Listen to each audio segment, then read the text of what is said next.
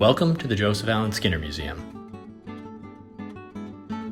Joseph Allen Skinner was born in 1862 in the town of Williamsburg, Mass., which is a little bit north of Northampton. His father owned a mill where they'd import East Asian silks and dye and process them here.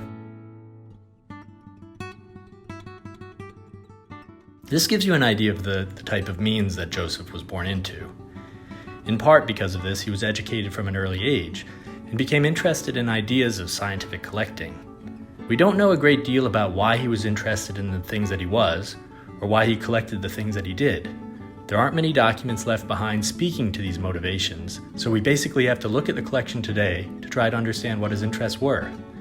We do know that at a very early age he began collecting things like fossils and minerals. From what you'll see in a moment, that collecting really grew from there. Between its opening in 1932 and Joseph Allen Skinner's death in 1946, he was acquiring many new things. Some things he was buying himself at auctions and from local dealers. Some things he was acquiring during his travels. Other objects came from family members and community members. Once he had the museum, they saw a place where they felt like their objects belonged. Upon his death, Joseph Skinner gave the whole collection and the museum itself to Mount Holyoke College.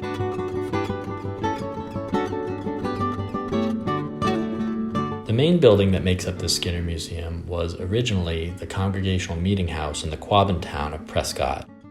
In 1929, as they were in the process of building the Quabbin Reservoir to the east of South Hadley, there were a number of small towns that had to be completely razed. So Joseph Allen Skinner acquired this meeting house, which is now the museum, and moved it to the site. In 1932, he opened his museum to the public. This building wasn't the only part of the museum. There was a schoolhouse, there was a carriage shed, and then there was also a curator's house that had some exhibition space.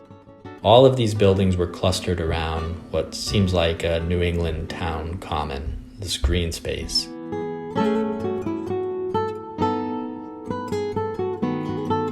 The entrance space or foyer of the Skinner Museum is the space that has changed the most since the 1930s and 40s. Originally, pretty much everything in this space was from various Native American communities.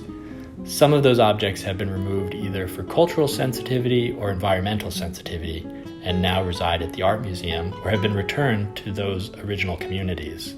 Today, many Native American objects still remain in this space, but it's also a more modern interpretation of the museum.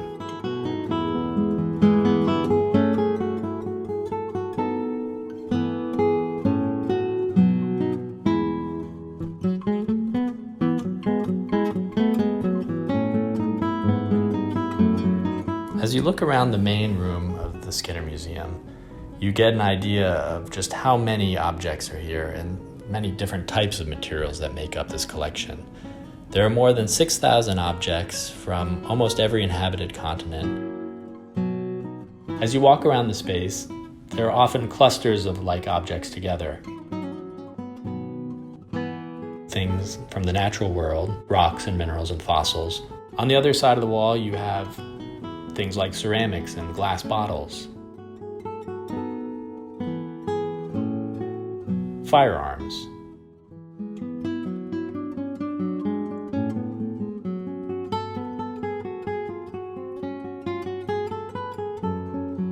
The armor is always an attraction at the Skinner Museum. These two suits of armor are actually quite different.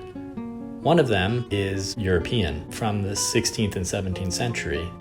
The other one is probably British and was made in the 20th century, so it was never intended to be used. It's the sort of thing that would have stood in a fancy manor house in the Victorian period.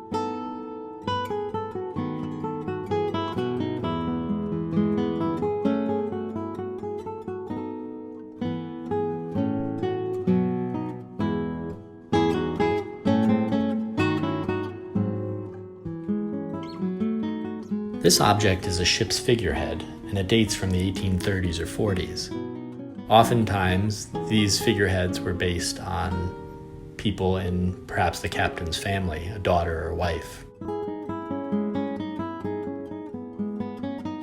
This is a model of a Shinto shrine based upon an original shrine that was in the town of Mito, Japan, north of Tokyo. In the late 19th century, a Quaker mission was being set up, and they demolished the original Shinto shrine that was on the site. The Quakers commissioned local artisans to recreate the shrine in a smaller scale using some of the wood from the original. The path that this object took to South Hadley in the Skinner Museum is not quite clear. It seems like perhaps for a while it was being taught with at the college and then came over to the Skinner Museum either as a gift to Joseph or perhaps after his death.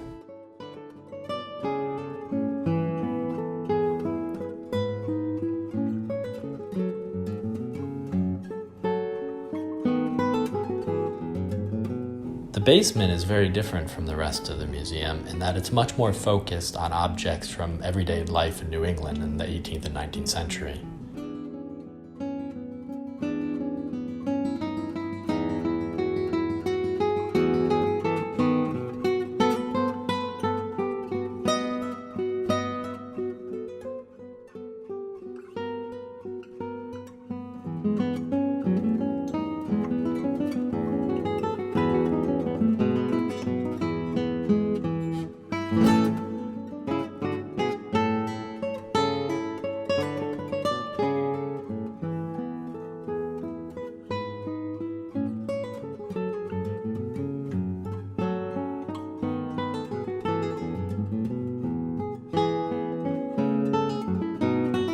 The Skinner Museum is such a unique space in that it's really left up to the viewer to try to work their way through what the original intentions were and what a visitor is supposed to get out of this space.